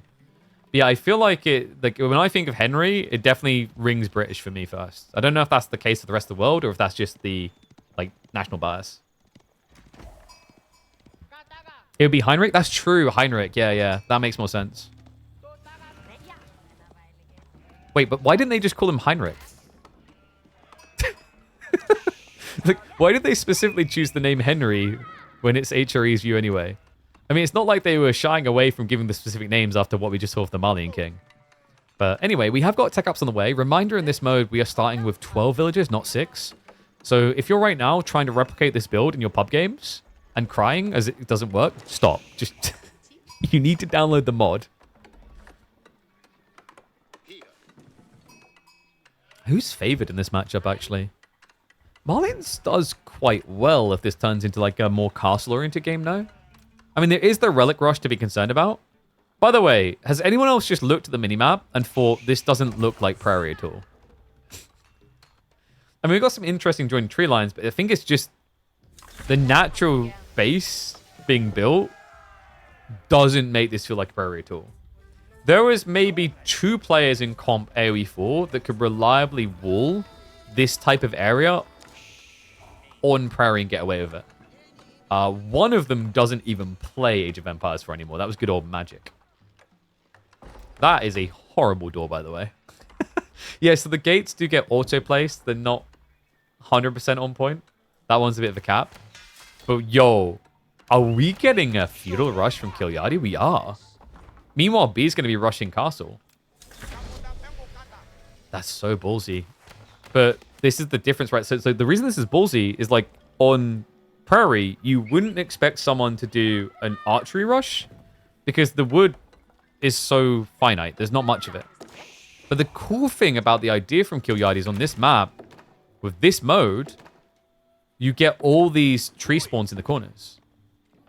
So you get 4 extra wood clusters over what you should have at the start of a prairie game, which would enable an archer timing. What a cool idea. Definitely wasn't on my bingo card.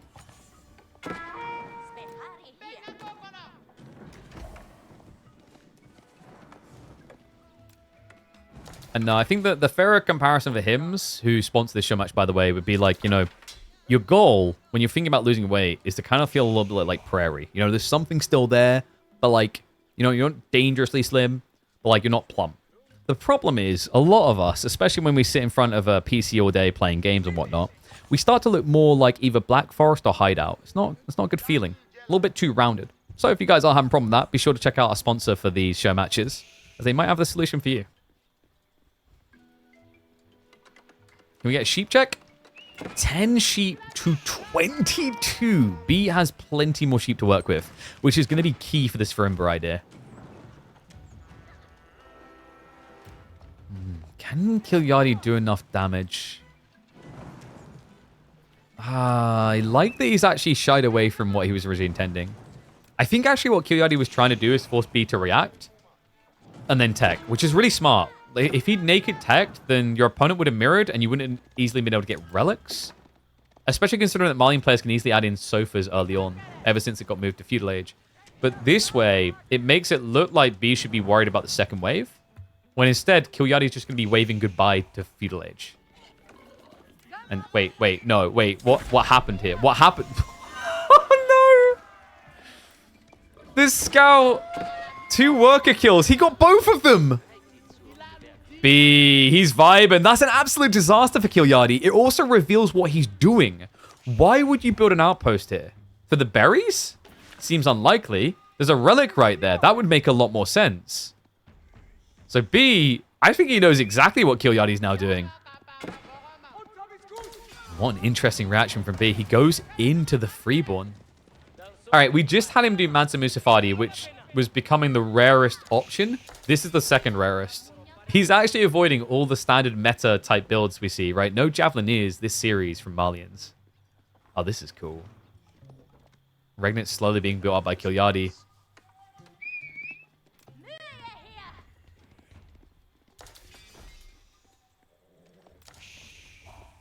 He thought he was being so smart up until that scout. The outpost didn't even get cancelled.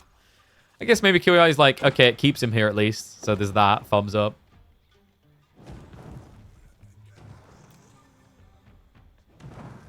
He is going to be rushing those relics. Look at the timing on this. Double Monk coming. It's only a single mosque, mind you. But the problem is Kilyadi, like, he doesn't have a clear solution to Freeborn right now. Freeborn are actually pretty obnoxious in the early phase of the game. The idea of this is pretty cool because you're so early on, you're able to be super effective. Like, when the armies blob up, Freeborn just kind of melt a little, right? But, like, you can't build archers against them. You're going to have to go for something like Knights, and Knights is going to take a lot of time. Even Men-at-Arms, not really great at clearing, just because although they don't have melee armor, they have 175 HP. A reminder, B is only paying 125 resources for this. It's not a bad deal. Yeah, B's on a wild one today, by the way. If you didn't catch it, view the VODs, because we had a Knights Templar game where he built Genitors. I'm not going to talk about the outcome of that game, but he's pretty much just building all the units that no one else does right now.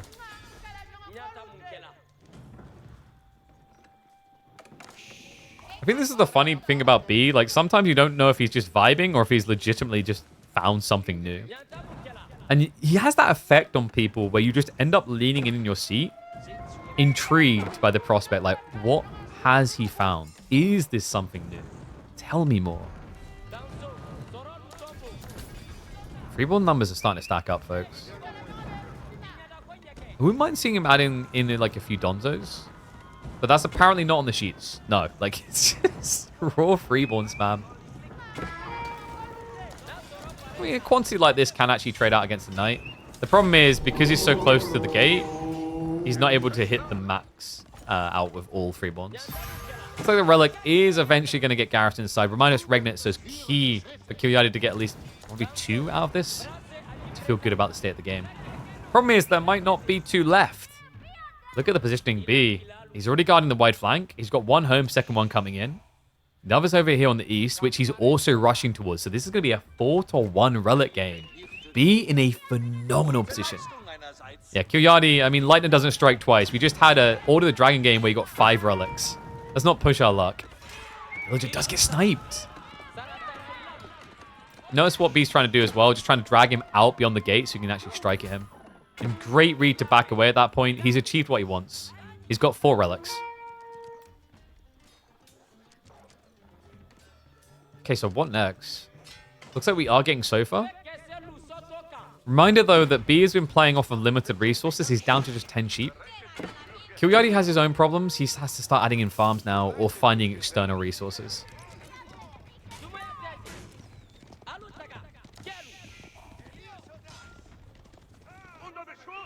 New walls have a cool look next to the golden stone. Agreed.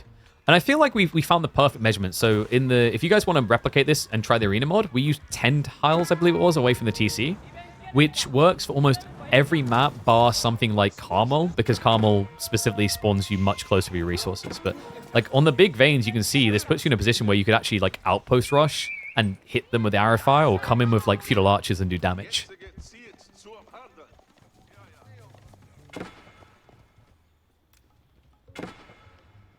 Man, Kilyadi is just getting all the bad news today, isn't he? He's like, oh, I beg your pardon, sir. I see there's a relic on here. There's nothing for us to fight over anymore, right? He doesn't seem convinced. Die, infidel. How dare you spread your Christianity here? He's prepping those sofas. Has yet to reveal it to Kilyadi, which is problematic because he's actually building into archers now. Archers that would get countered by Sofa, and even the Knights can struggle there. Remember, this is an Arkin build. You don't have the mine work, so there's no +2 armor. That essentially makes you like a better Sofa.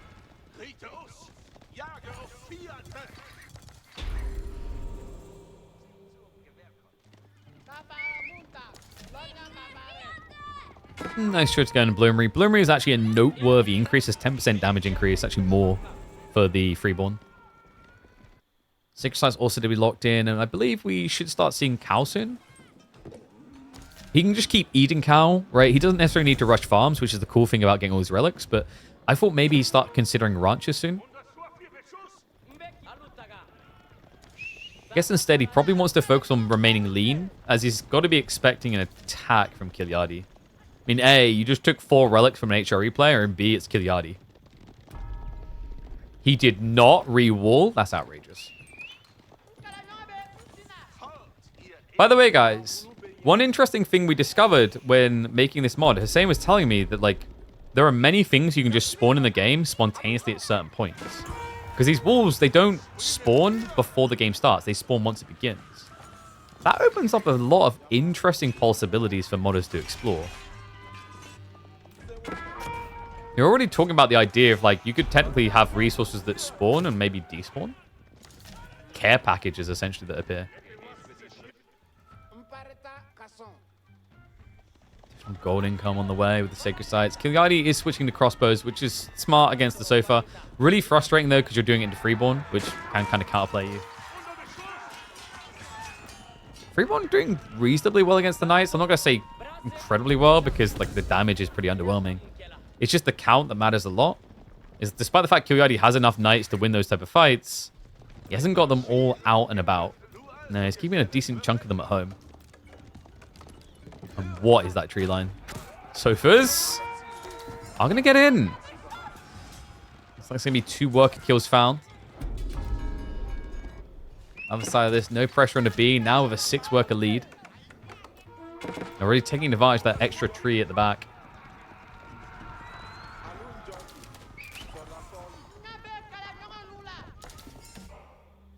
Inspired Warriors Tech. Pretty cool idea by Kiliadi. The Freeborn are very low base damage, so actually getting +1 armor goes a long way. Also, Inspired Warriors is really nice when you're playing into Knights. It's a percentile damage increase, so 15% on 24 is actually quite high. It's like 3 blacksmith levels. The other cool thing is it just means you're going to have additional prelates to top off the health bars. So, you know, Kiliadi, he's kind of trying to replicate the Order of the Dragon idea, where when he's playing OTD earlier, you have these Gilded Knights that are very hard to kill, so you should be able to pull them away and top them off. Much harder with standard Knights, because your health bar is almost half the length. But still somewhat feasible because of the composition that B is chosen.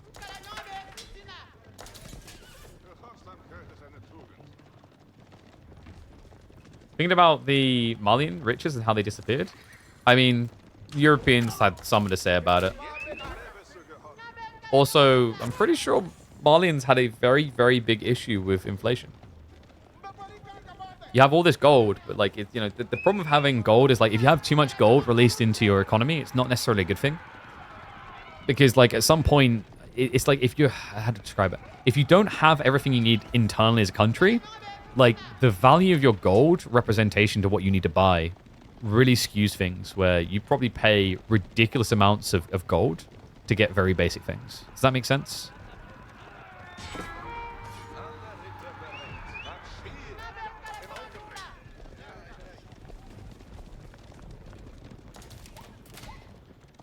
Yeah, like, I mean, an extreme example is if you live in the middle of a desert and you need water, you're going to pay me anything for water, right?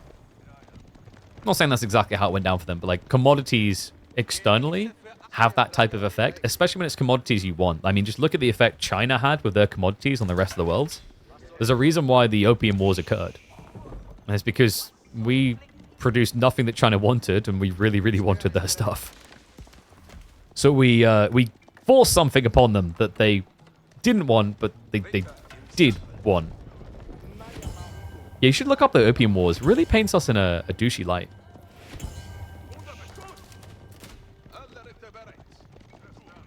Man, Cal looking pretty good for B. This Sofa group is kind of scaring me a bit. Sacred Sites are not going to be a win condition on a map this wide right now. One thing to keep in mind, we are on Prairie. There is a corner trade post. And one of the players is playing Malian. So just lock that one into your brain. I don't know if we go that late. If we do, I really favor Malians though. Because HRE just didn't get their win condition, right? They're missing the relics.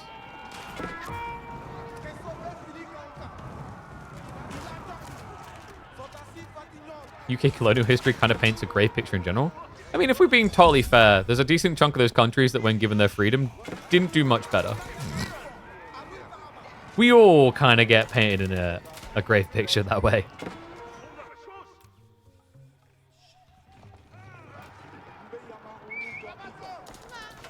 So for this run headfirst into a mess, he's going to back off. Kiliadi, is this counter-offensive time? He's leading a lot of the army into the center of the map. There's almost everything. Looking for an opening, but we are getting walls galore here. Yeah, man, like Prairie's usually quite hard to wall like this, but you give him that little booster seat, all of a sudden the possibilities, right?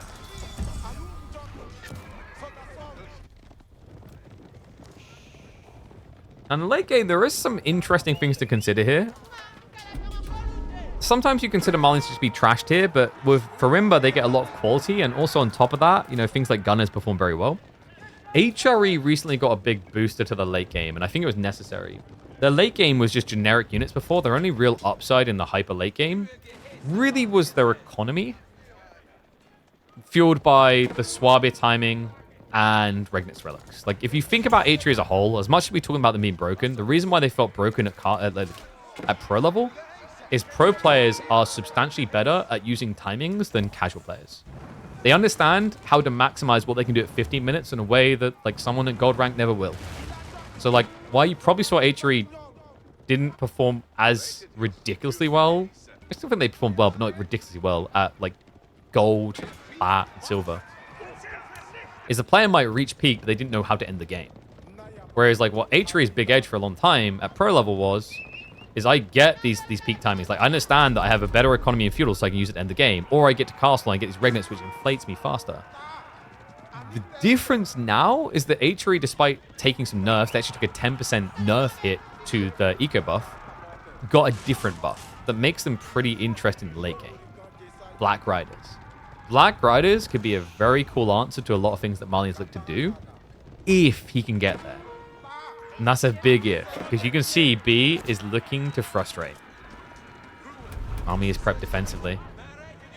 A lot of it is either spears or range though, so like actually Freeborns is kind of the perfect answer to a lot of that. And in some ways, actually the Sofa's kind of self-griefing. Archer plus Freeborn should solve for a lot of what Kilyadi is doing here.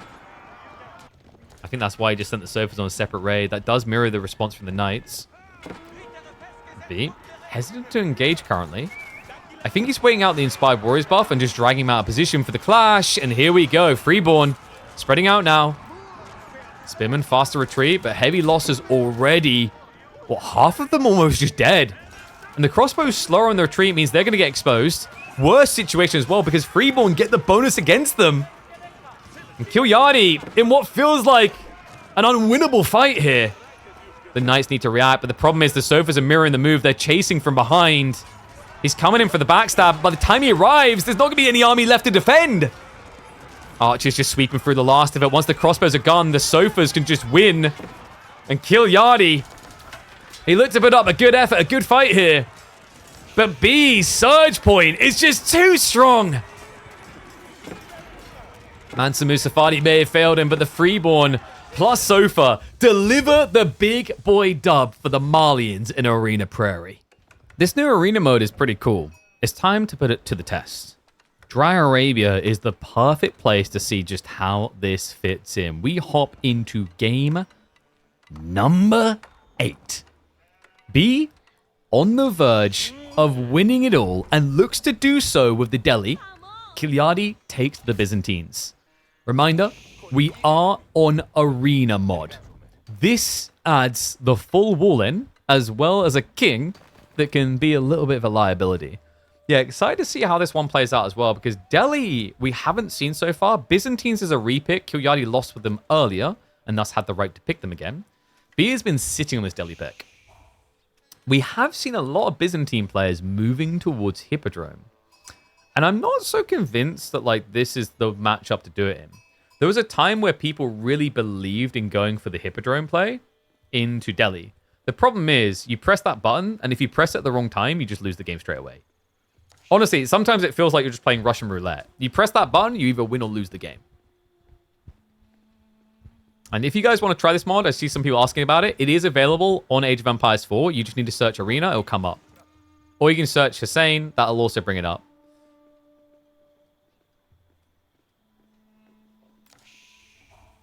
AoE 2 has bigger wood lines and stone walls? Johan, we've got you covered, mate. You can do all that. So in terms of customization with this game mode, the settings we've used is 10 tiles away from the TC and an extra 6 villages. But this mod's pretty cool. You can choose how far away the walls spawn. You can choose whether it's going to be wooden walls or stone walls. There's even something in the work from Hussein that will add points of interest to any map. I will warn you on that one. That one's a bit buggy at the moment because it spawns them all around the center. I've already given feedback to spread that out. But yeah, Hussein has been working hard on this mod. Really big shout out to him.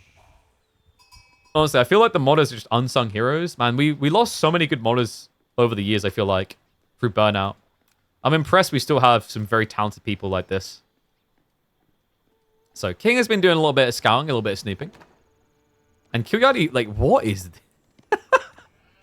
What is that rotation? All right, that's a little bit unique. Yeah, so you know how like there's two types of people in life, right? There are those that color starting from a corner across the canvas. And then there are those that like color the outside of what they're coloring in and then fill in the center, right? Actually, that's not true. There's those that just scribble everywhere and those that like color the outside. We know which type of person Kilyadi is based on this scouting. Yeah, it just does the full outskirts. Tech up's now complete for B. Kilyadi's not too far behind. Also, not a bad position for the second berries, actually. Like, really close by. Worth adding in a gate. Actually, he's already got them. I think these are accessible on the tree line. They're a little bit weird, but they should be able to be walked through. You eat the pizza from the inside out? What is wrong with you, man? No, wait, that's a lie. There's two types of pizza eaters. There's those that, like, eat the pizza by cutting up in slices, and there are those that just use a knife and fork. Wait, that's not true. There's a third type of people. There's the ones that just basically like grab all the sides of the crust and then smush them together in the center and then dangle the center of the pizza over their mouth and just like swallow it whole. But you know, like that's a party trick type thing. That's almost like talking dirty. Anyway, Stables play coming in. So he is going to try to mirror Horseman despite the fact he doesn't have Hippodrome. What's the peak play going to be here then, Merc-wise? Doesn't feel like Keshik's is going to be that desirable. I mean, maybe Horseman Keshik. Because like the thing I'm thinking here is like Kilyadi, if you go Lombos or Javelins, you're very immobile. Now, this wasn't a Tower of Victory build, so like in theory, Javelins can be pretty good here. Javelins used to suck into Tower of Victory for Byzantines because you just got outnumbered and killed. The extra attack speed made the difference. You eat the skin on the banana? I mean, why are you even, like, bothering to separate the skin from the banana? Isn't the banana just the banana? You're a weirdo. You don't just eat the whole thing? There's a picture of me in a book around my mum's when I was, like, 4 years old, holding a banana for a photo shoot and just, like, full-on getting ready to eat the whole thing, you know? Wait, they blend a pizza, make a pizza sauce, and put it on another pizza? Why? Why not just, like, blend the ingredients and put it on this pizza to start with? Congrats, you just blended bread. Why are you blending bread? Why? That's like people that put rice in between two pieces of bread. What are we doing? I mean, that's at least different types, like the carb logic. God, this is tilting me. I tell you what, systems look really weird in Arena, don't they? He's filled out the base, though. He's filled it out good. I also just love the way that like there are resources hidden in the tree lines here. A little bit of gold gathering in the brush. This has been a surprisingly idle game. B's going castle. Well, color me a little bit surprised. I wasn't really anticipating a Delhi castle rush, but I guess with the extra economy, it's too risky not to. Like, especially Byzantines. Byzantines having an extra 6 villages goes a long way for the Sistan rush. Because remember, they're a percentile scaler. So, like, having more workers earlier on is just so good for this Sistan rush build. You want to know what's in the trade post? I mean, it's pretty close, right? He could have French Knights. But then again, he wants to win the game. So we'll just get Lombos. There's also Magadai and Desert Raiders up here. But this wasn't a Hippodrome build, so we don't care. House of Learning coming through. Kilyadi's starting to mirror the age up, but he's going to be slower.